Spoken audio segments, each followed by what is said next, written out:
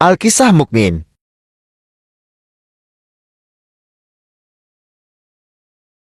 Persis sekarang orang-orang itu seperti di era Nabi yang membayangkan hingga bisa ditembus, bentengnya kokoh, intelijennya kuat, sadapannya di mana-mana. Tapi ternyata dunia yang melihat kokoh itu ditunjukkan oleh Allah hanya dengan bahasa mereka. La syirzimatun qalil. Ini bahasanya Firaun. Ini kan cuma ormas kecil, nggak sebanding.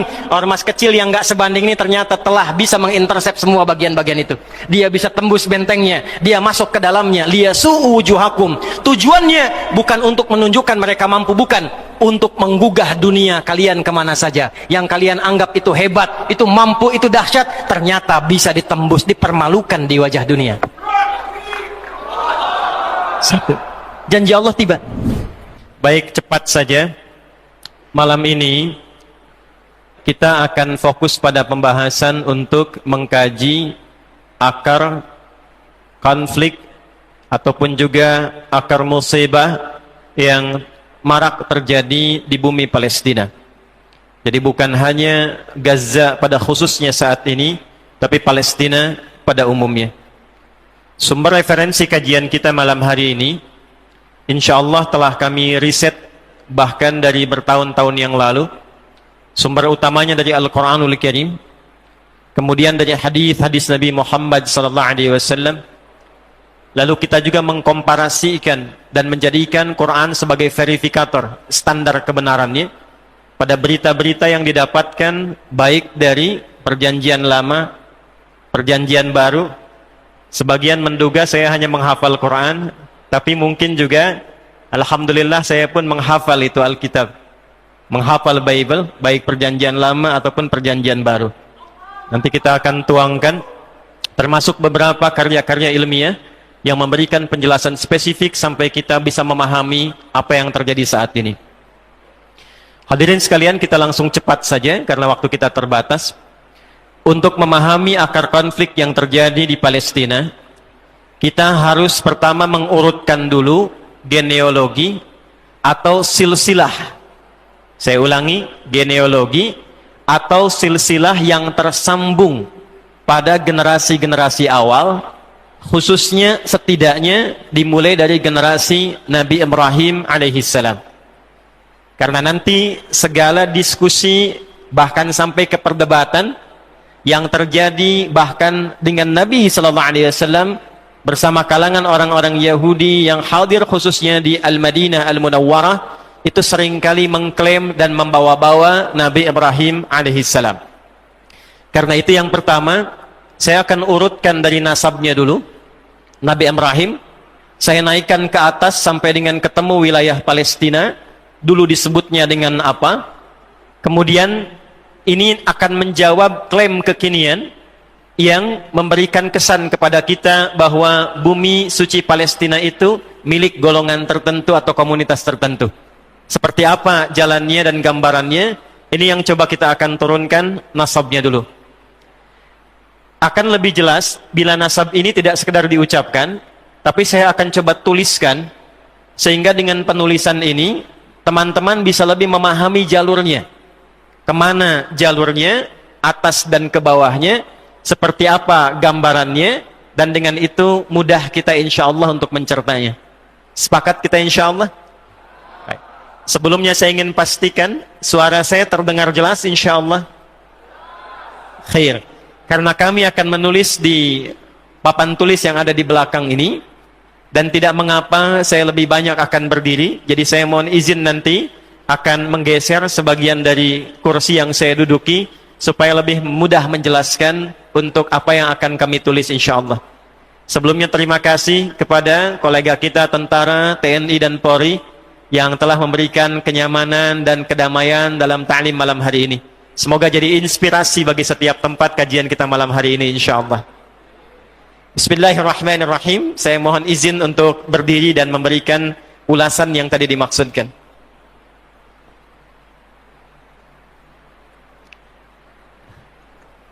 Ini kelihatan? Belakang kelihatan? Oh, kelihatan. Alhamdulillah. Belum saya tulis sudah kelihatan tuh ya. Imannya kuat sekali di belakang. Saya qadarullah tingginya segini. Jadi nanti mohon izin kalau ada batasan atas ya untuk saya memberikan tulisan. Ini kemampuan yang maksimal saya bisa lakukan. Jadi di sini saya tuliskan Nabi Ibrahim alaihissalam. Ibrahim.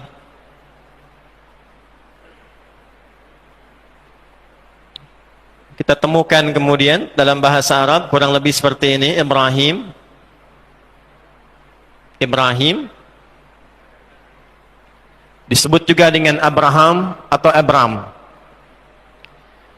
Ibrahim alaihissalam berdasarkan beberapa referensi yang bisa kita lacak dan kita temukan. Misal, ada tulisan karya ilmiah yang bikin orang barat, namanya John Kitta. John Kitta ini punya tulisan namanya The History of Palestine, sejarah Palestina. Saya sudah baca bukunya, nanti lihat di halaman 127 di buku itu, sampai ia memberikan detil tahun kelahirannya, 1996 sebelum Masehi. Ini lahir tahun 1996 sebelum Masehi, atau tulisan BC, Before Christ. Tahan. Saya urutkan dulu nasab ke atasnya. Ibrahim anak siapa? Nanti saya turunkan ke bawahnya sampai kita menemukan genealogi Yahudi. Siapa Yahudi itu? Jelas? Nah, kalau sudah jelas kita akhiri dengan hamdalah pertemuan kita malam ini. Belum ya? Khair. Ibrahim anaknya Azar. Terlepas dari perbedaan pandangan apakah ini paman atau ayah kemudian biologisnya, tapi kita tuliskan terlebih dahulu. Ada yang menamainya juga dengan Tera. Lahir tahun 2126 sebelum Masehi. Kemudian Tera anaknya Nahur. Nahur anaknya Abir. Abir anaknya Kinan. Kinan anaknya Arfakhshad. Arfakhshad. Ini kemudian ke Sam. Ini kemudian ke Nuh alaihissalam. Bin Mikhlail. Saya agak cepat, mohon maaf waktu terbatas. Bin Matusyala. Bin Kinan, saya cepat. Bin Anwar. Bin Thith. Bin Adam alaihissalam. Ya. Kenapa penting saya urutkan ini? Pertama kita temukan dulu akar Palestinanya. Nanti di sini saya kotaki Nuh alaihissalam punya 4 anak yang viral. Ada berapa? 4 ya. 1 ini yang kemudian tidak beriman dan tenggelam. Kita tahu namanya siapa? Kanaan, ya, Kanaan. Kemudian ada selanjutnya Sam, sini. Ada selanjutnya Ham. Ada selanjutnya Yafith. Terjadi banjir besar di kisaran tahun 2345 sebelum Masehi. Saya tuliskan detil. Tersapu semuanya, termasuk nanti bangunan Ka'bah yang telah ada bahkan sebelum Adam diturunkan. Jadi ada satu versi Ka'bah itu sudah jadi dibuat oleh malaikat atas perintah Allah sebelum Adam turun. Nanti ada buku namanya, kitab namanya Akhbaru Makkah karya Imam Az-Zurqni. Ya, dalam jilid yang pertama beliau sampaikan riwayat ini sebagai keterangan dari Al-Quran surah ketiga Ali Imran di ayat 96 sampai 97 itu. Inna awwala baitin wudi'a lin-nasi lalladzi bi Bakkah mubarakah. Jadi nanti Ka'bah sudah ada sebelum Nabi Adam turun. Lalu kemudian di era Nabi Nuh alaihi salam terjadi banjir besar, deluge. Banjir besar ini menyapu bagian atasnya, atas Ka'bah. Sehingga yang tersisa cuma pondasinya saja. Pondasi dalam bahasa Arab disebut dengan qaidah. Bila dia lebih daripada 2, ada 3, ada 4 bagian dan lebih, disebut dengan qawaid namanya. Apa namanya? Qawaid. Ini nanti yang kelak di era Nabi Ibrahim alaihissalam ditinggikan kembali pondasi Ka'bah ini sehingga menjadi bangunan yang kokoh lagi. Itu diabadikan di Al-Quran surah kedua Al-Baqarah di ayat 127, paling kiri sebelah atas di mushaf. Wa idh yarfa'u Ibrahimul qawaid minal bait wa Ismail. Jelas ya? Nah, sebelum sampai ke sana, saya ingin gambarkan dulu terjadi banjir besar di sini sehingga ini yang wafat Kan'an karena tidak ikut kemudian dengan keimanan ayahnya, tenggelam selesai. Dan yang dibawa ke bahtera besar itu, selain dari kemudian ada umatnya yang ikut, hewan-hewan yang dipasangkan, dan hal-hal yang Allah yang maha mengetahuinya, juga keturunannya ikut. Ini yang kelak diabadikan oleh sejarah. Ada Sam, ada Ham, ada Yafith. Saya akan fokuskan ke satu titik, karena terbatasnya waktu kita. Titik itu ialah Ham. Ham nanti punya anak, seperti Sam punya anak, Yafith punya anak. Ham punya anak, di antara anaknya, itu ada yang diberi nama dengan nama kakaknya yang wafat itu untuk memberikan kenangan. Diberi namalah dengan nama yang sama, disebut dengan Kan'an. Jadi Kan'an yang di sini, ini berbeda dengan Kan'an yang ini. Jelas?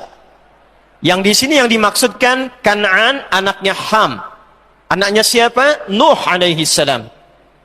Nah, Kan'an inilah kemudian bersama Sam, bersama Yafith, di antara keturunan Nabi Nuh alaihissalam yang pokok, yang kemudian menyebar ke berbagai area. Secara singkat, tempat yang pertama kali diduduki, disinggahi, ada di situ ditempati, maka umumnya akan ditempati dengan nama orang yang menduduki pertama kali. Nanti ada keturunan dari 3 ini namanya Yathrib. Dia menetap di satu tempat, maka tempatnya disebut dengan namanya Yathrib. Maka Kan'an pun, ketika kemudian selesai banjir besar ini, bahteranya kemudian menetap, menyebar kemudian bagian-bagian keturunan Nabi Nuh alaihissalam, maka Kan'an menetap di satu tempat, tempat itulah yang kemudian diberi nama dengan namanya Kan'an. Lalu berketurunan, disebut dengan Kan'aniyun, atau juga disebut dengan Kananis dalam bahasa Inggris. Wilayah Kan'an, Kananis itulah yang kelak dikenal dengan nama Palestina. Karena ada suku di situ, disebut dengan suku Palestina. Secara singkatnya demikian. Dan yang paling mencengangkan teman-teman sekalian, nanti perjalanan tempat Kan'an ini membentuk komunitas-komunitas, tempat-tempat, yang diantara tempat yang abadi namanya sampai kini adalah Gaza. Saya punya beberapa koleksi Bible. Dan saya punya koleksi Bible versinya yang internasional. Dibukanya dengan peta. Di peta itu, di tahun 1200 sebelum Masehi, itu nama Gaza sudah tercantum di dalamnya. Ya, wilayahnya Palestina. Israel tidak ditemukan di situ, yang ada cuma Palestina. Dan wilayah yang bernama Gaza itu sudah ada. Jadi ini pertama kali ditemukannya bumi Palestina yang melekat kepada sukunya Kan'an, yang dengan itu dipastikan Kan'an keturunan dari Ham, Ham keturunan dari Nuh alaihi salam. Sampai di sini jelas dulu? Di bumi ini Kan'an membentuk komunitas, koloninya membentuk suku-suku, di antara yang ada yang disebut dengan Palestina. Dan kemudian kelak dikenal dengan bumi apa? Palestina. Sampai di sini bisa dipahami? Baik. Kemudian, kalau sudah kita pahami ini dengan baik, kita tarik lagi ke atas. Sam menyebar nanti, lalu melahirkan anak Al-Fakhshad, punya anak Kinan, punya anak Abir, punya anak Nahor, kemudian punya anak Terah atau Azar, punya anak Ibrahim alaihissalam. Baik. Saya turunkan dulu ke sini, teman-teman sekalian, nanti untuk kita mengetahui dengan baik. Sebelum ke sini, Ibrahim lahir tahun 1996 sebelum Masehi. Lahirnya di sebuah daerah namanya Ur, di Babilonia. Ur, Babilonia. Di mana Babilonia berada? Babilonia itu kalau sekarang di tepian sungai Efrat. Bahasa Arabnya Furat. Dulu di wilayah ini ada peradaban yang cukup besar tersambung ke Yunani disebut dengan Mesopotamia. Sekitar 4.000 tahun sebelum Masehi. Namanya Mesopotamia.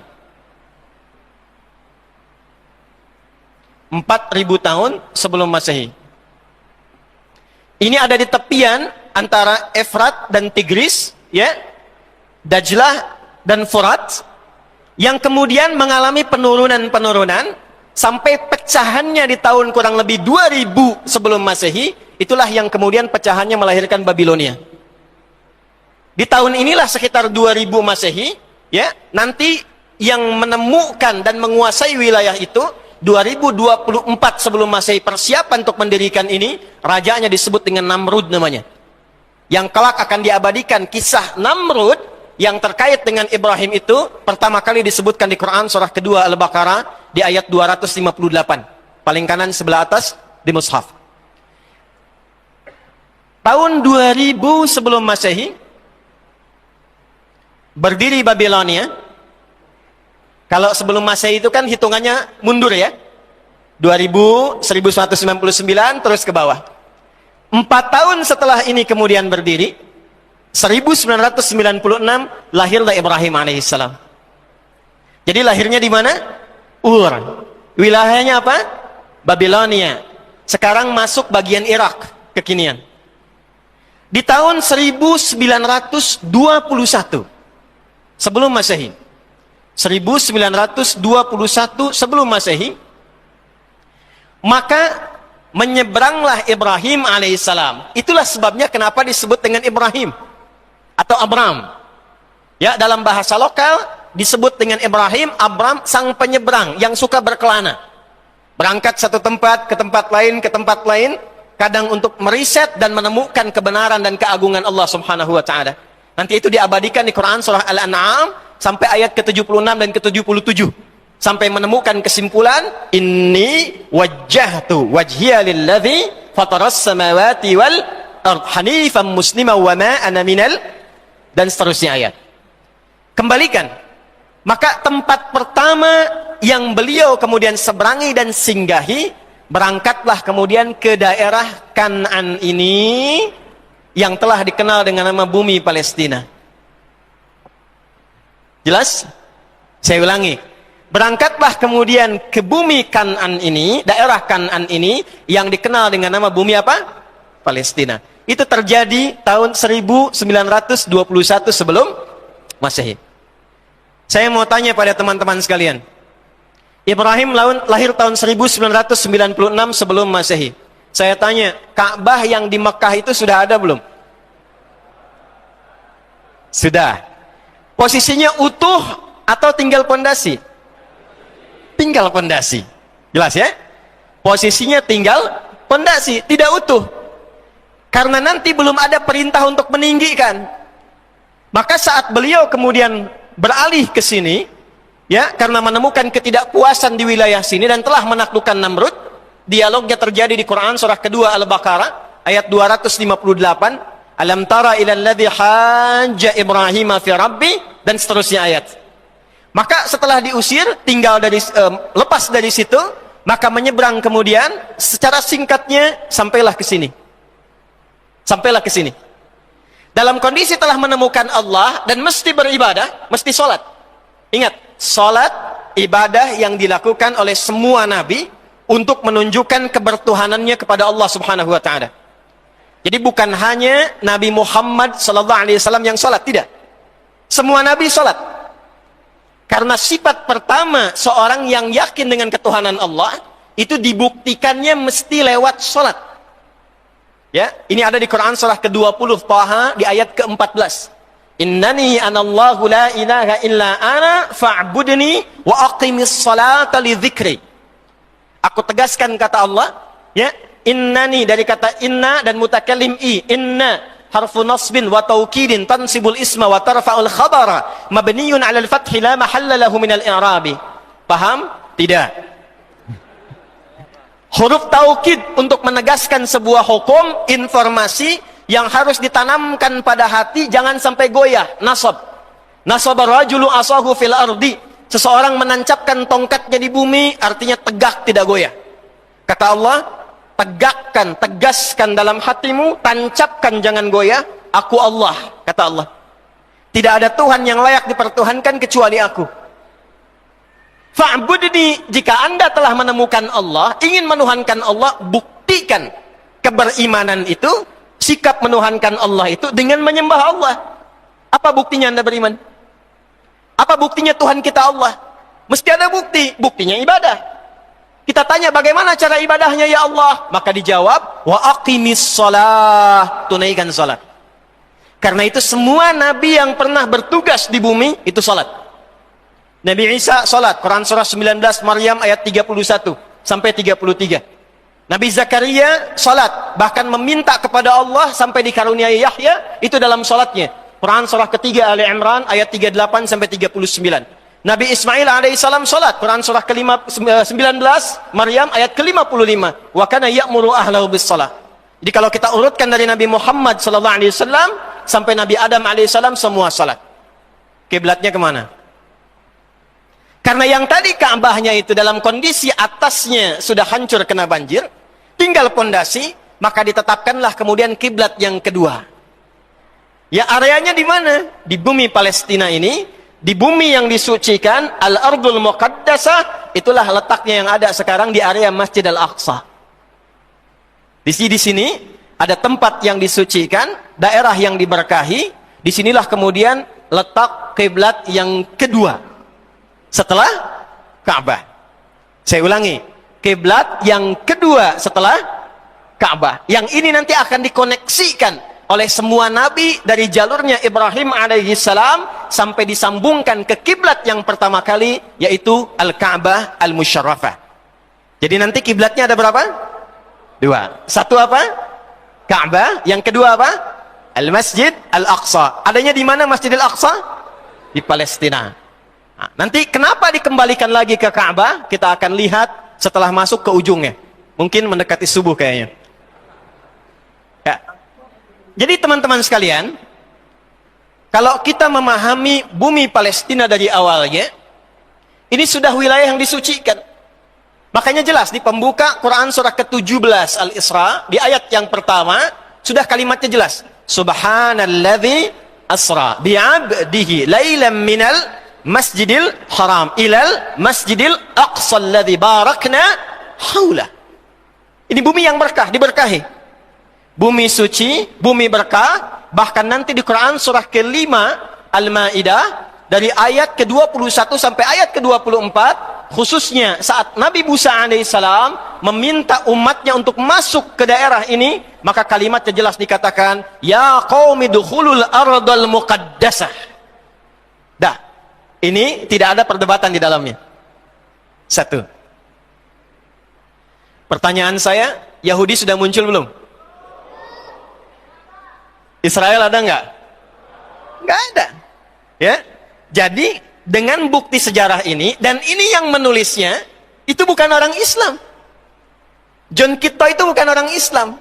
Dia non-Muslim yang merangkum intisari dalam catatan di Bible untuk dituangkan. Dan menariknya beliau membuat peta juga di situ, dan Yahudi nggak ada, Israel nggak ditemukan. Jadi kalau sekarang ada klaim bahwa itu bumi bagian Palestina milik bagian ras tertentu, komunitas tertentu, dan saya harus masuk ke situ karena itu punya saya, itu dibatalkan sendiri oleh keterangan sejarah yang valid, bahkan ditulisnya dikuatkan oleh non-Muslim. Jelas sampai sini? Oke, ketemu jawabannya ya. Jadi kalau nanti ada ya, Anda bertemu, diskusi di media sosial, itu kan tanah suci yang dijanjikan. Nah, tinggal diberi catatan saja. Maaf Ferguson, itu sudah diterangkan oleh teman-temanmu dari sejak dulu. Turunkan referensinya. Jelas sampai sini? Oke, satu. Simpan ini. Nanti kita akan sampai pada satu titik kenapa harus diklaim itu sampai terjadi konflik kekinian. Ibrahim alaihissalam menikah dengan siapa? Tahu dari mana? Hah? Ayo kita urutkan. Terah atau Azar, saya fokuskan ke Terah dulu, supaya mengambil versinya dari Alkitab. Maksud saya begini, kita menjelaskan ini dengan versi yang mereka klaim sendiri. Ya, kalau pakai Quran nanti nggak akan diakui. Tapi nanti Quran akan jadi standar kebenarannya, nanti saya akan tunjukkan. Ya. Baik, ini punya 3 orang anak. Anak pertamanya namanya Haran.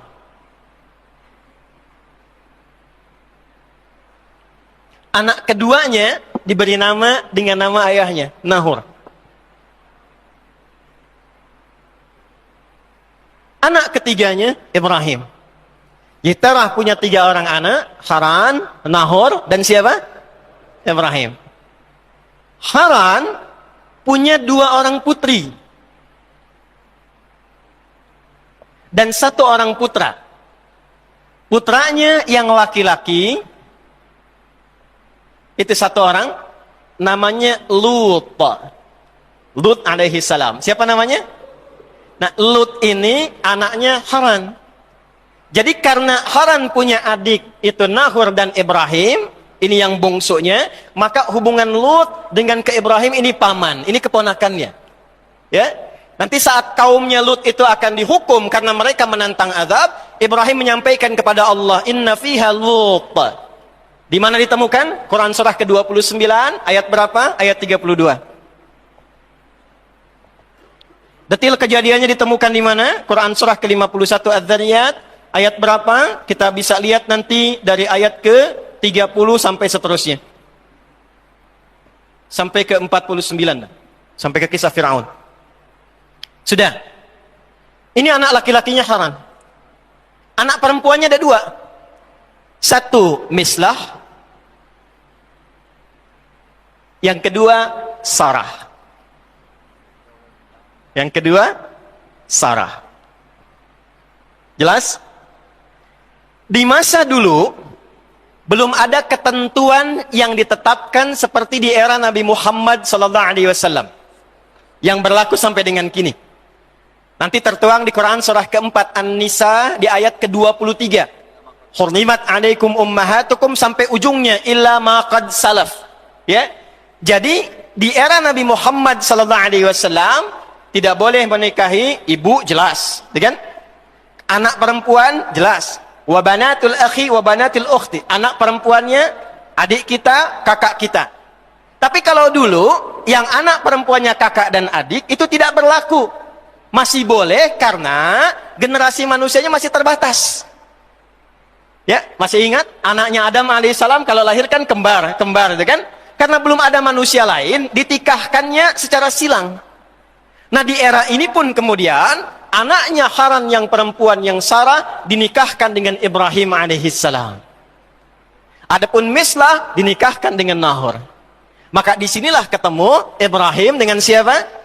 Sarah. Ibrahim alaihissalam dengan Sayyidah Sarah alaihissalam. Di sini awal ketemuannya. Bertemu satu nasab di sini. Sampai di sini jelas? Nah, saya tarik nafas dulu, kita pelan-pelan dulu, lihat lagi. Baik. Ibrahim alaihissalam menikah dengan Sarah alaihissalam, lama belum dikaruniai keturunan, kemudian mendapatkan trigger dengan hadirnya Hajar alaihissalam, lalu dinikahkan dengan Nabi Ibrahim alaihissalam, lahir siapa? Ismail alaihissalam. Ini anak pertamanya. Saya tidak akan bahas Nabi Ismail karena saya akan fokus ke sini dulu. Ya, nanti sudah viral kalau Nabi Ismail melahirkan siapa pada akhirnya? Nabi Muhammad sallallahu alaihi wasallam. Ya. Itu nanti keturunan ke-29 dari Nabi Ismail. Ada perbedaan sedikit tapi tidak jauh dari ini. Muhammad sallallahu alaihi wasallam bin Abdullah bin Abdul Muttalib bin Hashim bin Abdul Manaf bin Qusay bin Murrah bin Kilab bin Ka'ab bin Ghalib bin Fihir bin Malik bin Nadar bin Kinana bin Khuzaimah bin Mudrikah bin Ilyas bin Nizar bin Mudar bin Ma'ad bin Adnan bin Addi bin Adri bin Muqawwam bin Nahur bin Tarikh bin Ya'rub bin Yasjub bin Nabit bin Ismail alaihissalam. Ya, coba ulangi. Ya, intinya 29 di situ. Nah, secara cepat Ibrahim alaihissalam dengan Sarah alaihissalam singkatnya mendapatkan keturunan, lalu lahirlah seorang anak diberi nama dengan siapa? Ishak. lahir Ishak. Apa artinya Ishak? Yang menggembirakan. Ya, yang menggembirakan. Karena Sarah saat mendapatkan Ishak itu tertawa. Itu ada di Quran surah ke-11 ayat 71. Quran surah ke-11 ayat 71. Wa imra'atuhu qa'imatun fadhahikat fabasyarnaha bi Ishaq. Ya. Jadi dan istrinya Ibrahim alaihissalam tertawa ketika diberi kabar bahwa beliau akan melahirkan. Padahal sudah divonis secara medis, secara klinis, ini maaf, monofos dan mandul tidak mungkin punya keturunan. Maka terjadilah apa yang terjadi, detailnya ada di Quran surah ke-51, ayat 24 sampai ayat 30, paling kanan sebelah bawah. Hal ataka hadithu dhaifi Ibrahim, sampai ke bawahnya, bi ghulamin alim. Baik, fadhahikat, maka Sarah tertawa, maka diberikanlah oleh Allah anugerah seorang anak yang akan memberikan kegembiraan sampai ia tertawa selama hidupnya. Anak yang cerdas, jenius, Ishak. Ini disebut dengan ghulamun alim. Nanti Nabi Ismail disebut dengan ghulamun halim. Ingat ya? Cepat. Dari Sarah lahir Ishak. Ishak alaihissalam melahirkan siapa? Melahirkan siapa? Ishak alaihissalam tidak melahirkan siapa-siapa karena beliau laki-laki. Istrinya yang melahirkan, kan? Siapa nama istrinya?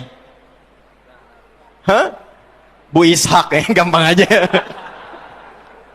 Saya tanya anak-anak SD, ya, istrinya Nabi Ismail namanya siapa? Bu Mail Ustaz, katanya, masya Allah. Ya, istrinya Nabi Ishak namanya Rafqah. Rafqah. Sudah? Rafqah punya abang namanya Laban. Laban punya anak 4 perempuan. 1 Lea atau Leia.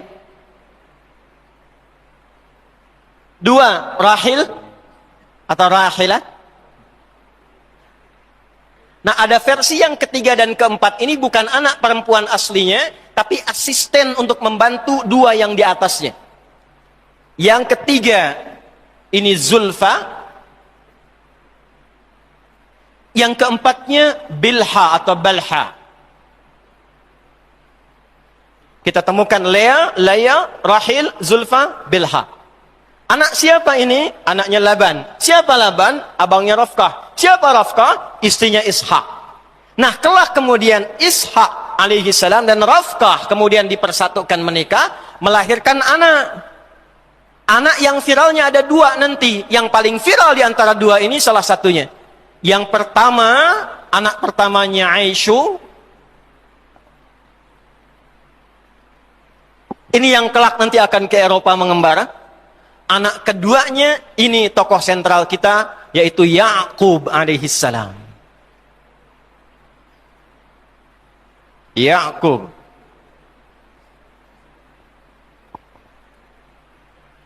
Bingung nggak? Bingung ya? Baik. Di sini ketemu Ya'qub. Ya'qub ini seorang nabi, rasul, hamba Allah yang taat. Dan ingat baik-baik, semua nabi dan rasul, mohon izin saya pelankan uraian saya supaya jelas terdengar. Maaf, saya percepat tadi untuk mempercepat diagram ini supaya saya mudah mengantarkan pada isi kajian. Ini baru muqaddimah ya, catat itu ya. Allahu Akbar. Ya'qub ini punya keistimewaan seperti nabi-nabi lain punya keistimewaan. Nabi Adam punya keistimewaan. Nuh punya keistimewaan. Ya'qub punya keistimewaan. Apa keunggulan Nabi Ya'qub ini? Itu munajatnya kepada Allah Subhanahu wa ta'ala itu begitu tinggi. Jadi bila terjadi apapun dalam kehidupannya, itu selalu menjadikan curhatnya kepada Allah. Ya, itu diabadikan nanti di Quran surah ke-12 Yusuf. Ya, Quran surah ke-12 di ayat 86. Bahkan ketika terjadi persoalan di anak-anaknya pun, itu bisa nangis minta sama Allah sampai matanya buta. Innama ashku bathi wa huzni ilallah. Saking dekatnya dengan Allah, itu bahasa orang sana mengatakan ini hamba Allah yang paling dekat dan taat. Dalam bahasa pada masa itu, hamba disebut dengan Isra, Allah disebut dengan Il. Maka digabungkan kalimat ini menjadi Israel. Di sini baru ditemukan kata Israel. Israel. Ditulis dalam bahasa Latin Israel. Ini. Isra, hamba Allah. Ya, Isra, hamba yang sangat taat. Il, Allah, hamba Allah yang sangat taat. Jelas sampai sini? Tapi mohon maaf ya, jangan disimpulkan bahwa ini melebihi ketaatan Nabi Muhammad SAW. Tidak. Nanti semua Nabi punya gelarnya. Nabi Ibrahim di atas ini. Gelar Nabi Ibrahim itu Khalilullah. Wattakhadallahu Ibrahima Khalila. Lebih tinggi daripada ini. Dan gelar Nabi Muhammad itu mengumpulkan semua gelar-gelar kebaikan dari semua Nabi yang pernah bertugas di bumi. Terkumpul semuanya di Nabi Muhammad SAW. Ya, karena itu Nabi Isa ketika diduga sebagai Nabi terakhir oleh umatnya, maka beliau mengkonfirmasi ketaatan Nabi Muhammad yang tidak bisa dibandingi oleh Nabi-Nabi yang lainnya. Diabadikan di Quran surah ke-61 As-Saff di ayat yang ke-6. Wa mubasysyiran bi rasuli ya'ti min ba'di ismuhu Ahmad. Ahmad itu isim tafdil dari kata Hamid yang sangat kuat hubungannya dengan Allah Subhanahu wa taala. Ini kita temukan Israel. Sudah, simpan dulu ya. Jadi kalau disebutkan Israel artinya yang dekat dengan Allah, yang penyayang, yang baik, yang tidak pernah pukul orang, yang tidak pernah merendahkan orang, yang tidak pernah merampok orang, yang tidak pernah membunuh orang, apalagi kemudian mengusir orang, apalagi kemudian membunuh orang, apalagi kemudian menggenosida orang, menghancurkan rumah sakit, menghancurkan masjid, menghancurkan gereja, itu bukan Israel namanya. Maaf ya, saya tegas menyampaikan ini karena di kitab mereka disebutkan begitu. Paham? Dan hari-hari ini YouTube saya sudah mulai sedikit-sedikit statistiknya diperlambat. Karena sudah berapa edisi membahas tentang Palestina. Kemarin kita bahas dalam live, tiba kemudian setelah live, itu di hold oleh YouTube, sampai yang Anda temukan cuma 1 menit 7 detik di akhir saja. Itu ditahan sampai menjelang malam. Karena kajiannya sangat sensitif menjelaskan tentang akar-akar manipulatif Yahudi di masa lalu. Ya, malam ini mudah-mudahan lancar ya. Dah ini, Israel. Kemudian, Israel, Yakub. Punya anak tidak? Tuh, udah mulai bingung nih. Punya anak tidak? Punya. Melahirkan tidak? Melahirkan? Tidak. Ya? Nabi Yakub laki-laki, baru punya istri dulu, melahirkanlah istrinya itu keturunan. Maka dengan siapa Nabi Yakub itu menikah? Tidak tanggung-tanggung, yang 4 ini yang anaknya Laban menjadi istrinya Yakub alaihissalam. Tenang ya ibu-ibu yang di bawah, kita tidak membahas poligami ya. Kita hanya membahas fokus ke kajian ini saja. 1 tadi, siapa namanya anak Laban yang pertama? Lea atau Lea, Lea atau Lea. Sudah, saya agak cepat karena kita baru mukadimah yang kedua. Lea dengan Lea punya 6 orang anak. Ada berapa? 1, Ruben. Tidak pakai unsur. Maaf. Ruben saja atau Rabin. 2, Shem'un atau Simeon atau Simon. Ya, jadi kalau ada yang namanya di barat Simon, ya, juri AGT itu, ya, atau Simeon, dulu pelatih Atletico Madrid, Diego Simeone, ya. Saya hafal tapi saya nggak pernah nonton, ya. Itu Simeon, Simon, itu nasabnya ke nama ini Shem'un. 3, ingat ini penting sekali ya. Saking pentingnya tuh tipis tuh, udah mau habis tuh, ya. 3, Levi atau Lewi. 4, saya kotaki yang ini, Yahuda. 4 siapa? Yahuda. Dahulu para sahabat menjaga ibadah dengan sederhana, tetapi syarat dengan makna. Di Alkisah Mukmin, kami berupaya menghadirkan itu kembali melalui koleksi Islami, di antaranya mushaf, sajadah, buku Islami anak, serta produk sunnah lainnya. Cek di koleksi produk kami ya. Nah, saat mendapatkan 4 orang anak ini, itu menduga Lea sudah tidak akan melahirkan lagi. Karena itu meminta kepada suaminya, ini istri luar biasa, minta pada suaminya supaya keberkahan ajarannya itu semakin banyak dinikmati oleh orang banyak. Pak, nikahin lagi aja yang lain. Maka dinikahilah kemudian, ini kesini ke bawahnya, ya, ada Rahil, ada Zulfa, ada Bilha. Ternyata ketika menikah dengan ini punya anak lagi 2. Maka yang kelima ini ada Izzahar. Yang keenam ada Zabalun. Ini 6 orang anak, Ruben, Shim'un, Levi atau Dewi, Yehuda, Izzahar dan Zabalun dari Lea. Dari Rahil dilahirkanlah 2 orang anak. Dan ini yang paling viral dan tercantum kisahnya dalam Al-Quran. Yang pertama adalah Yusuf alaihissalam. Yang kedua Bunyamin.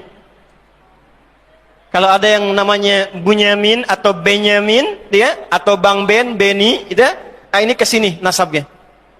Ya, kesini. Termasuk Tolut. Tolut nanti nasabnya kesini. Nanti saya turunkan bagian-bagiannya. Tolut yang melahirkan Daud, yang melawan Goliat, itu keturunan dari Benyamin. Ya. Kemudian saya cepat dari Zulfa. Kemudian lahir 2 anak lagi. Satu Zad atau Gad. Yang kedua Ashur. Dan dari Bilha lahir 2 anak juga. Satu Dan, ada yang menyebut Dian. Jadi versi laki-laki Dan, versi perempuannya Dian. Ya.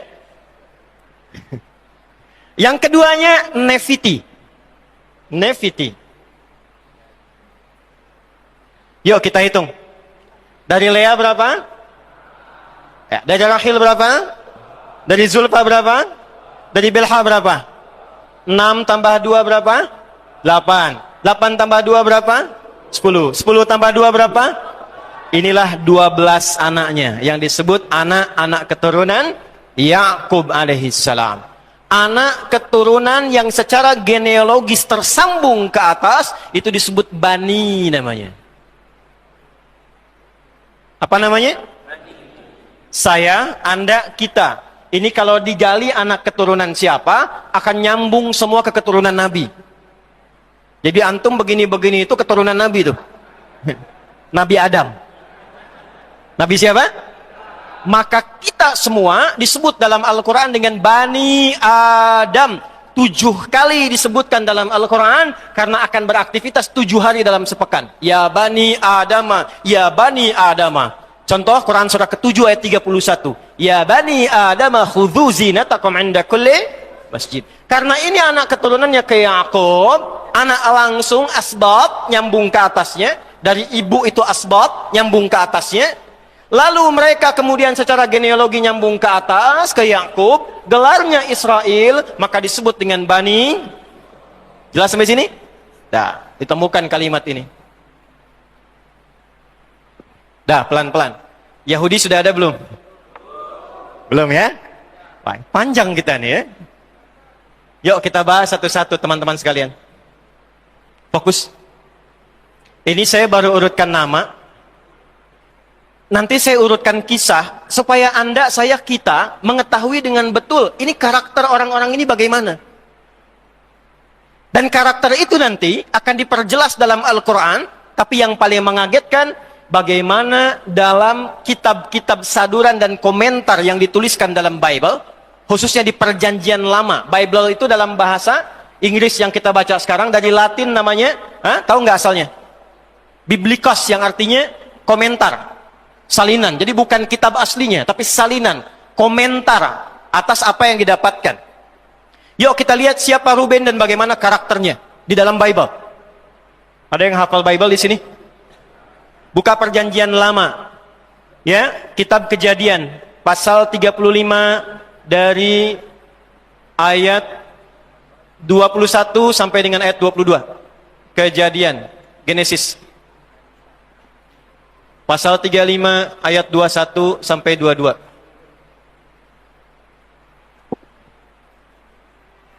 Lalu kita bandingkan dengan Al-Quran. Ya, lihat baik-baik nih ya. Kita bandingkan dengan Al-Quran. Di sini kita akan temukan bijaknya kalimat Nabi Muhammad SAW. Keterangan dalam kitab-kitab sebelumnya.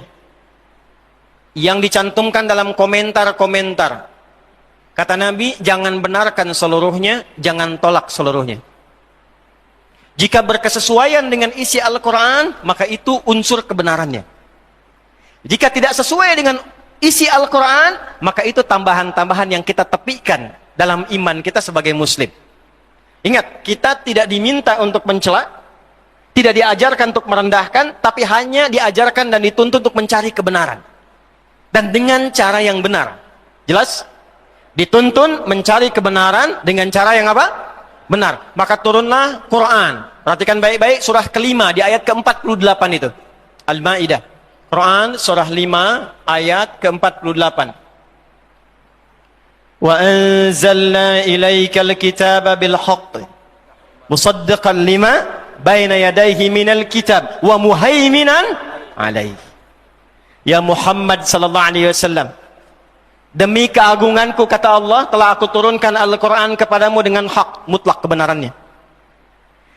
Kitab ini aku jadikan sebagai verifikasi untuk menemukan kebenaran yang tercantum di kitab-kitab sebelumnya, yang sampai informasinya kepada kamu sekarang. Jadi kalau nyari Taurat yang asli nggak akan ditemukan. Injil yang asli nggak akan ada. Yang ada itu catatan-catatan orang-orang yang mendapatkan informasi dari situ. Dari mana taunya kebenaran catatan itu? Kalau di kita kan ada sanad. Contoh gini nih, contoh. Antum pernah dengar hadis gini nggak? Khairukum man ta'allamal Qur'ana wa 'allamah. Yang terbaik di antara kalian adalah orang yang belajar Al-Quran dengan sungguh-sungguh dan mengamalkannya. Pernah dengar hadis itu? Dari siapa? Kan nggak pernah ketemu Nabi. Ya? Tapi hadisnya ada di Sahih Al-Bukhari. Al-Bukhari itu mencatat keterangan dari Nabi, tapi kan nggak pernah ketemu Nabi. Dari mana dapatnya? Maka Al-Bukhari menerima dari Syu'bah. Syu'bah menerima dari Alqamah bin Marthad. Alqamah bin Marthad menerima dari siapa? Hah? Sa'ad bin Ubaidah. Sa'ad bin Ubaidah menerima dari siapa? Abu Abdurrahman As-Sulami. Abu Abdurrahman As-Sulami menerima dari siapa? Dari Utsman bin Affan radhiyallahu ta'ala anhu. Utsman bin Affan menerima dari siapa? Dari Nabi Muhammad sallallahu alaihi wasallam. Itu yang disebut dengan sanad namanya.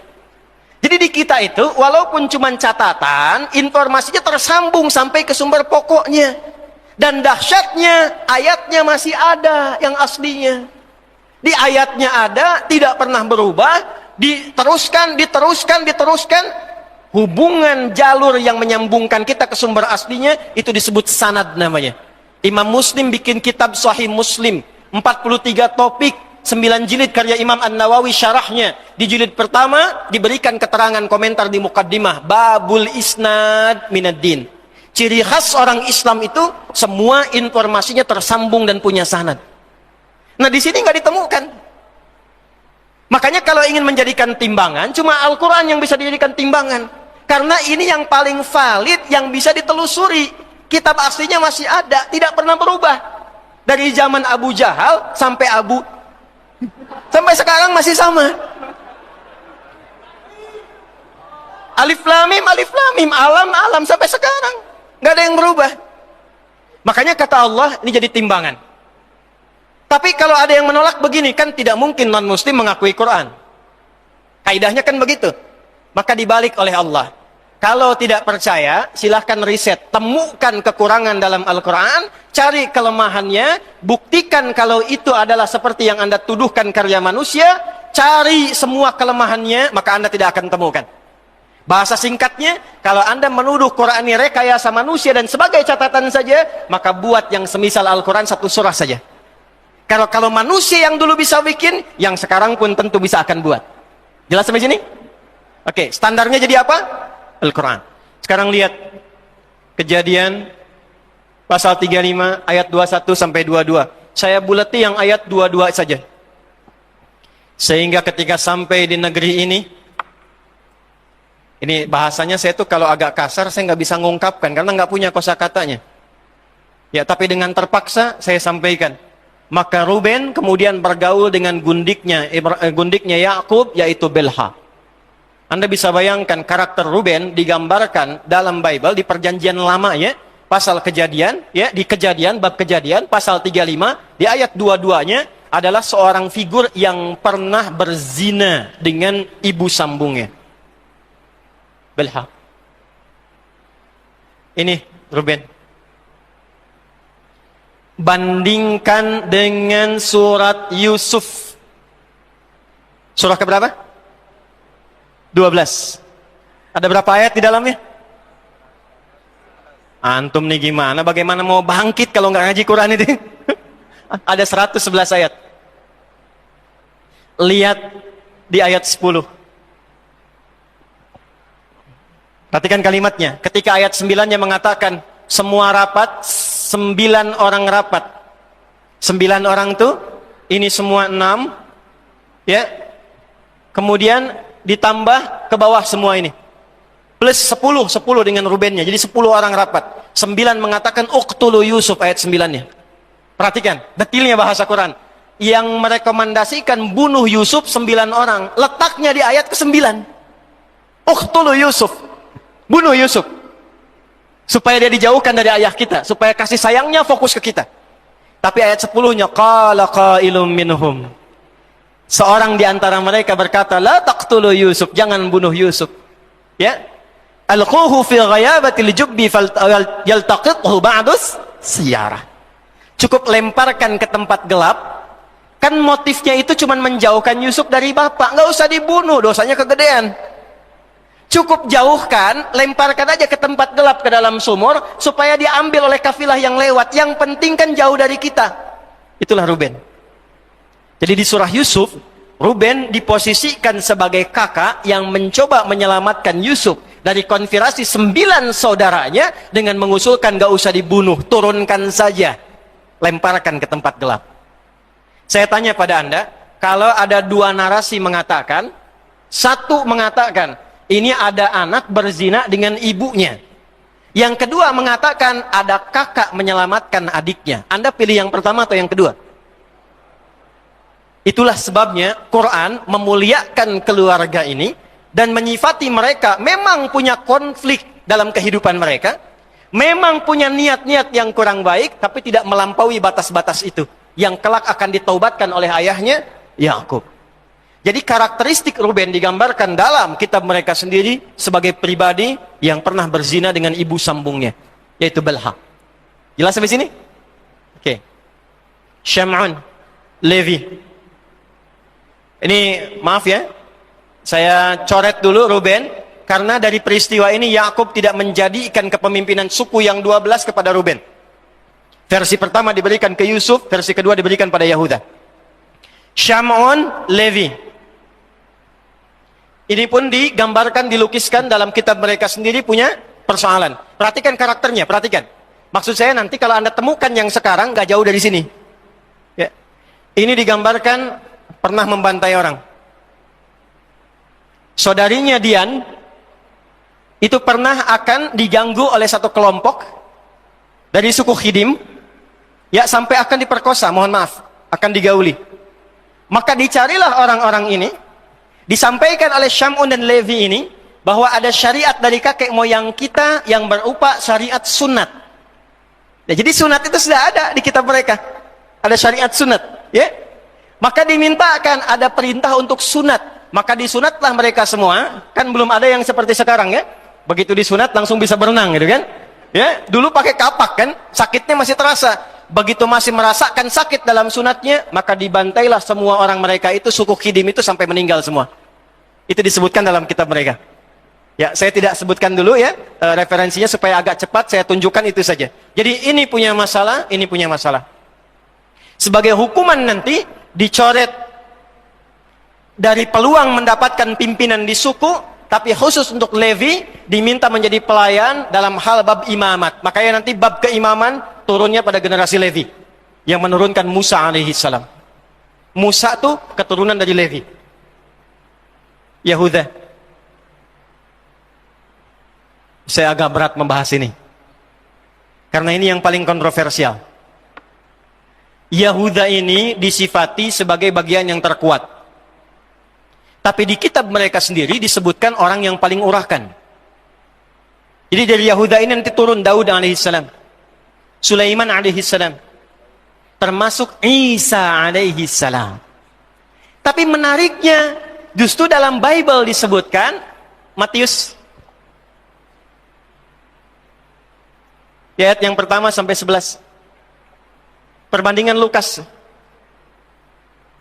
pasal 3 ayat 23 sampai 28. Cek aja kalau nggak percaya, saya sudah hafalkan. Perhatikan baik-baik. Maaf ya, dengan kalimat ini teman-teman, saya hanya menurunkan apa yang ada di kitabnya ya. Jadi jangan marah ya. Ini hanya menurunkan saja sebagai informasi. Nanti bandingkan dengan Al-Quran bagaimana membawa narasinya. Yahuda itu disifati sekalipun kuat, tapi sifatnya urakan, bahkan senang cari perempuan. Sampai satu saat, dia datang ke rumah bordir, ini di kitabnya sendiri diceritakan. Dia datang ke rumah bordir, dan ternyata di situ ditemukan satu sosok bernama Tamar. Siapa Tamar ini? Tamar ini menantunya yang menikah dengan turunan anak laki-lakinya. Tamar dilukiskan dalam kitab ini, Tamar itu menjual dirinya ke tempat bordir, ke rumah bordir, dan dia tidak tahu ternyata pelayan yang datang itu adalah bapak mertuanya. Jadi Anda gambarkan, bapak mertua Yahuda itu berzina dengan Tamar, nanti dari situ melahirkan keturunan. Tamar punya 2 orang anak, yang pertama Peres, yang kedua Zirah. Saya sebut dengan namanya sekalian. Ini yang paling saya tidak bisa terima. Saya pribadi ya, tapi terlepas dari gambaran ini, dari Peres inilah melahirkan siapa? Melahirkan Isa alaihissalam. Yesus. Gak percaya, cek di sini. Tapi menariknya, dalam Matius itu jumlahnya 41 nasabnya, di dalam Lukas 57. Jadi ada beda 16 nasab sampai ke atas. Kalau kita turunkan, habis semua materi kita. Belum ketemu konflik Palestinanya. Ya? Jadi yang mau saya gambarkan, ini gambaran-gambaran yang disampaikan dalam Alkitab seperti ini perilakunya. Dalam Islam tidak. Nabi Isa itu begitu mulia. 136 kali namanya disebutkan dalam Al-Quran. Disebutkan dengan sifat yang sangat mulia. Lahir dari ibu yang mulia. Makanya Maryam itu dibela oleh Al-Quran, disebutkan sebagai perempuan yang suci. Betul. Ya, betul. Perempuan yang suci. Wa Maryam ibnata Imran. Maryam, ada yang membaca dari garis silsilah disambungkan ke Yahuda ke sini. Jadi Yahudi itu umatnya generasi yang tersambung sampai ke Nabi Musa, sampai ke kini, yang kalau ditelusuri generasinya ke sini ke Yahuda. Jelas? Tapi yang lebih kuat, karena generasi ini sudah selesai, sudah bercampur semuanya, sudah berbaur semuanya, secara DNA itu sudah semua menyebar, maka yang paling mudah dipahami timbangannya kembali kepada Al-Quran. Wa muhaiminan alaih. Ini. Hudna ilaih. Jadi Yahudi itu asalnya sifat, karakter yang menunjukkan komitmen untuk taubat. Yahudi itu orang taubat yang pengen baik lagi. Yang pengen tidak musyrik lagi, yang tidak membunuh lagi, yang tidak ngeyel lagi. Itulah Yahudi. Jelas sampai sini? Baik, kita temukan ini ya. Udah. Lalu apa yang terjadi? Diterima taubatnya oleh Allah, lalu turunlah ayat 157. Saya terima taubat kalian semua, kata Allah. Mulai sekarang kalian ikuti petunjuk Musa ini, petunjuk Harun ini, sampai datang Nabi terakhir. Alladzina yattabi'una an-nabi rasulan nabiyyal ummiyya. Sampai datang risalah penutup Musa, sampaikan pada kaummu sekarang. Generasi kalian akan terus melampaui zamannya, terus hadir lagi keturunan, terus hadir keturunan, sampai nanti lahir keturunan terakhir akan bertemu dengan sosok Nabi yang paling agung, Nabi yang paling hebat, sifatnya ummi, namanya Muhammad sallallahu alaihi wasallam. Maka disebutkanlah nama Muhammad dalam kitab mereka Taurat, sampai kemudian dilestarikan sampai ketemu di puncak Nabi yang terakhir sebelum kedatangan Nabi Muhammad sallallahu alaihi wasallam, yaitu Nabi Isa alaihi salam. Jadi nama Nabi Muhammad tersebut dalam Taurat, tersebut dalam Injil, tersebut dalam kitab-kitab sebelumnya. Sudah disebutkan. Maka singkatnya, menerima mereka semua, lalu kemana kami ya Allah belum menemukan tempat sekarang? Maka disebutkanlah kemudian firman Allah, balik lagi ke tempat asal yang engkau di situ dapat diterima dengan damai. Bapak moyangmu pernah di situ, Ibrahim alaihissalam, Ishak lahir di situ, Yakub pernah tumbuh di situ, hidup damai dengan orang-orang yang ada di sana. Balik ke sana lagi. Maka dibimbing ya mereka itu semua untuk memasuki kembali bumi Palestina yang tadi sudah dihapus. Kesini lagi. Al-Maidah dari ayat 21 sampai dengan 24. Ya, dari kanan dulu ke bawah. Ya qaumi dukhulul ardal muqaddasata allati kataballahu lakum.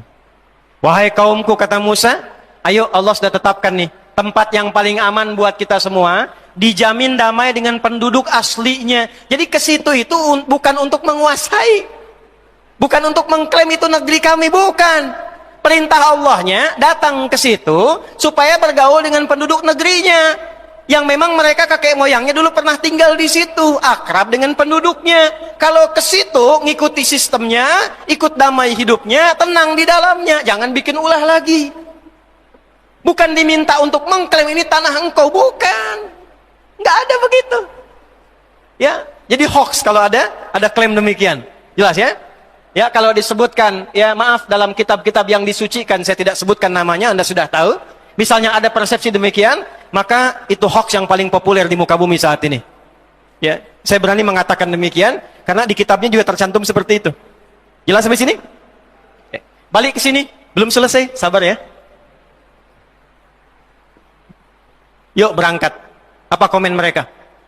Begitu Musa perintahkan, ya Musa inna fiha qauman jabbarin. Musa, nggak mau ah. Di sana banyak orang-orang kuat.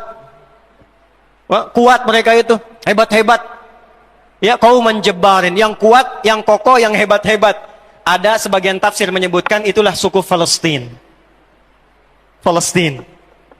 Makanya kalau sekarang berjuang hebat-hebat, kuat-kuat, kokoh dan sebagainya. Dari dulu emang begitu.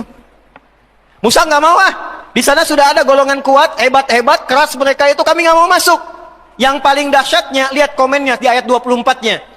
Idzab anta wa rabbuka faqatila inna hahuna qa'idun. Kalau masih maksa, Musa kamu aja dengan Tuhanmu, pergi dulu ke sana, taklukkan dulu Palestina. Kalau sudah menang, kabari kami di sini. Kami duduk-duduk dulu. Kalau udah menang, kabari, baru kita masuk sama-sama. Tolong catat kalimat ini. Ini menunjukkan bahwa DNA dari Yahudi yang terbawa sampai umatnya Musa yang selamat itu tetap membawa sifat ketakutan yang dalam. Bahasa kerennya sekarang ada sifat pengecutnya. Ketakutan yang dalam. Saya tulis ya. 1, 2, 3, 4. 4. Penakut. Penakut. Makanya beraninya dari atas pakai pesawat, bom. Nggak berani hadapan satu-satu.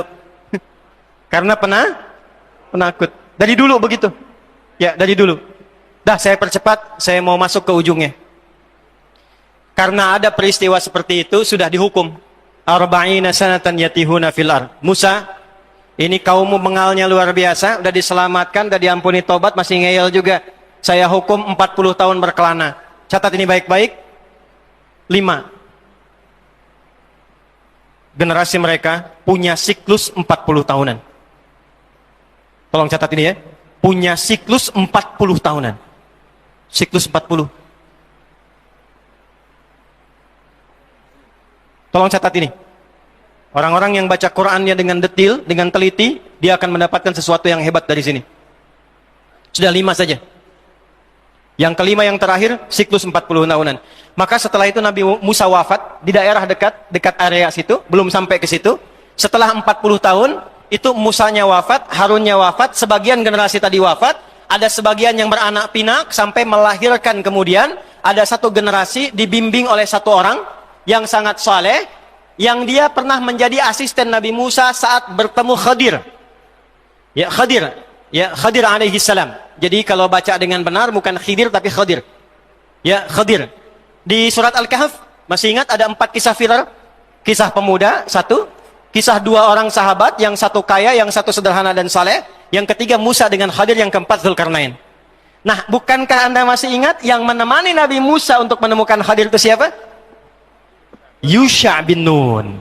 Yusha bin Nun. Maka setelah siklus 40 tahun ini, masuklah kelompok ini, komunitas ini, bangsa ini ke Palestina dibimbing oleh Yusha bin Nun. Masuk lagi setelah 40 tahun.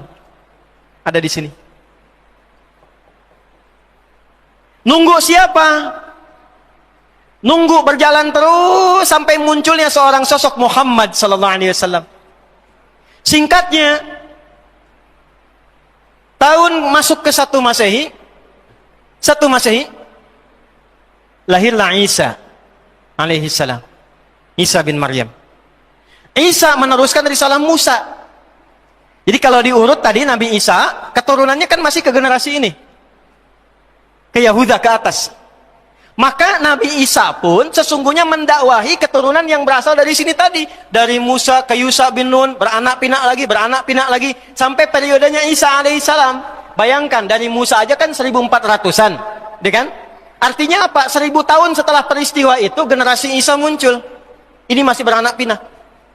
Maka zamannya sudah berbeda. Kondisinya sudah tidak sama, dan yang menguasai tempat itu di Palestina sudah dikuasai oleh Romawi pada masa itu. Romawi sudah ada dengan Bizantiumnya. Maka apa yang terjadi? Nabi Isa diutus menjadi nabi dan rasul, diberikan oleh Allah kitab. Standar nabi itu punya kitab. Wa idz akhadallahu mitsaqan nabiyyina lama ataitukum min kitab. Dapat kitab. Maka diberi nama kitabnya Nabi Isa untuk membedakan dengan kitabnya Nabi Musa. Kalau Musa itu Taurat, kalau Isa itu apa? Injil. Tapi kaumnya generasi yang sama. Generasi keturunan dari umatnya Musa. Karena kaumnya Musa, maka sama dengan sifatnya Bani Israel. Jelas? Sama punya sifatnya Yahud. Hudna ilaika. Jelas? Sama juga kemudian punya sifatnya menerima kitab, ahlul kitab. Makanya nanti di Al-Quran kita akan temukan ya Bani Israel, ya ahlal kitab, ya ayyuhalladzina utul kitab. Jelas? Baik, diturunkan, disampaikan risalah yang sama persis dengan sebelumnya, tapi syariatnya lebih dilengkapi karena sesuai dengan eranya. Dan di era Nabi Isa tetap diinfokan, akan datang Rasul penutup setelahku, namanya Ahmad. Namanya siapa? Tolong catat ini ya. Ustadz kok namanya bukan Muhammad? Kenapa Ahmad? Inilah keistimewaan Nabi yang terakhir. Karena semua nama yang melekat pada beliau semuanya nama sifat. Nabi sebelumnya rata-rata nama zat. Musa, Isa, Yaqub sampai ke Adam, nama zat semua. Zat itu nama untuk membedakan satu dengan yang lainnya. Adi ini. Kan? Ustadz Fahmi itu. Adi saya nengok, Fahmi itu. Itu zat namanya. Tapi Fahmi yang jujur, Fahmi yang toleran, Fahmi yang penyabar, itu sifat namanya. Ya, nama Nabi sebelumnya zat, tapi yang melekat pada Nabi terakhir semua sifat. Untuk menunjukkan, sekalipun Nabinya sudah wafat, sifatnya tetap abadi sampai dengan hari kiamat. Maka kata Nabi Muhammad SAW, Ana Muhammad, Ana Ahmad, Ana Al-Mahi, Ana Asy-Syafi, Ana Al-Kafi. Semuanya sifat. Maka orang-orang pada masa itu menduga Nabi Isa ini Nabi terakhir. Kenapa? Karena punya sifat yang sama di kitab mereka tentang ramalan nubuat Nabi terakhir itu punya sifat kasih sayang. Nama Muhammad gambaran kasih sayang. Bentuk yang unggul superlatif dari kata Mahmud. Dasarnya Mahmud, superlatifnya Muhammad. Sayang terhadap semua. Jangankan manusia, pada tumbuhan sayang, pada hewan sayang, itulah Muhammad. Muhammadur Rasulullah. Walladzina ma'ahu asyidda'u 'alal kuffar ruhama'u bainahum. 4 kali disebutkan dalam Al-Qur'an. Semua menunjuk sifat kasih. Quran surah 3 ayat 144, Quran surah 33 ayat 40, Quran surah 47 ayat kedua, dan Quran surah 48 ayat ke-29. Yang kedua, selain baik dengan sesama, taat kepada pencipta. Saking taatnya, nggak ada yang bisa menandingi, melebihi semua nabi yang lain. Melebihi yang lain disebut dengan tafdil namanya. Taat kepada sang pencipta. Satu aspek hamid, taatnya banyak, sholatnya sampai bengkak kakinya, puasanya rajin sampai sunnah, baca Qur'annya luar biasa, kemudian infaknya diberikan dengan sempurna, maka berubah kalimatnya menjadi isim tafdil dari Hamid menjadi Ahmad. Maka Nabi Isa menolak klaim kaumnya, saya bukan Nabi terakhir. Memang Nabi itu punya sifat mirip dengan saya, penyayang. Tapi kedekatannya dengan Allah nggak bisa ditandingi. Wa mubasyiran bi rasuli ya'ti min ba'di ismuhu Ahmad. Afdal minni. Jelas? Baik, balik ke sini. Maka secara singkat disampaikan, saya bukan Nabi terakhir. Karena itu, mereka sudah tahu tentang kedatangan Nabi Muhammad. Sampai terjadilah peristiwa Nabi Isa itu kan tidak menikah. Ya, diangkat oleh Allah usia 33 tahun. Ya, masih pemuda. Diangkatnya usia berapa? 33 tahun. Makanya yang bisa diteladani dari beliau itu adalah kasih sayangnya, ajaran kasihnya. Tapi nggak bisa ditiru rumah tangganya karena nggak pernah nikah. Nabi Muhammad paling komplit. Nikah iya, pemimpin iya, ya, dan segala aspek lainnya. Secara singkat, Nabi Isa di eranya saja ketika mendakwahi, maka kaum-kaum nih, keturunan ini yang tadi ikut dari generasi Musa, beranak pinak masih saja mewarisi sifat-sifat yang tertanam secara psikologis dari sejak mereka ditindas oleh Firaun. Isa pengen begini, Isa pengen begitu, nggak bisa, Tuhannya pengen begini, nggak bisa ikut kalian. Kalau memang nggak bisa, kamu mati sekalian. Dikejar. Seperti Nabi sebelumnya pernah dieksekusi. Nabi Zakaria itu dibunuh.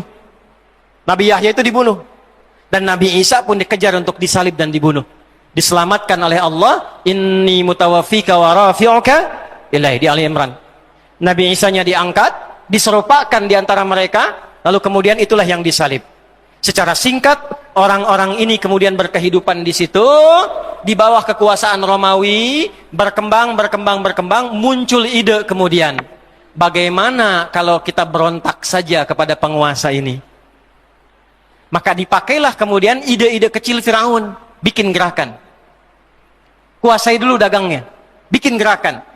Ketahuanlah oleh kaisar pada masa itu, namanya Kaisar Herodian, di tahun 135 Masehi. Sekarang kita sudah lewat Masehi. Ya, sebentar lagi selesai berarti. 135 Masehi, kaisarnya Herodian. Karena ketahuan memberontak, maka hukum pada masa itu harus diselesaikan. Dikejar, dieksekusi, dihabisi. Maka mereka kemudian diusir, ditindas lagi, dikeluarkan lagi dari bumi Palestina. Keluar lagi dari sini. 135 Masehi. Nyebar kemana-mana tuh. Ternyata di tempat lain pun gak diterima. Ke Eropa diusir, sini diusir. Ya, sampai ke masa-masa berikutnya pun ke negeri Eropa gak ada yang mau terima. Mereka punya satu harapan. Cuman satu yang bisa ngangkat kita dan jadi hebat lagi. Cuman satu yang bisa mengembalikan marwah kita, keagungan kita. Yaitu sosok Nabi terakhir yang diviralkan oleh Nabi kita Isa alaihi salam sampai ke Musa, sampai ke atasnya. Kita tunggu dan kita hadir di tempat Nabi itu akan hijrah saja. Lalu mereka bergeraklah datang. Kemana datangnya? Sebetulnya di kitab mereka sudah dijelaskan. Lahirnya akan lahir di tempat bukit, di bawah satu lembah, bukit menghitam, bebatuan besar yang tiada lain adalah Mekah.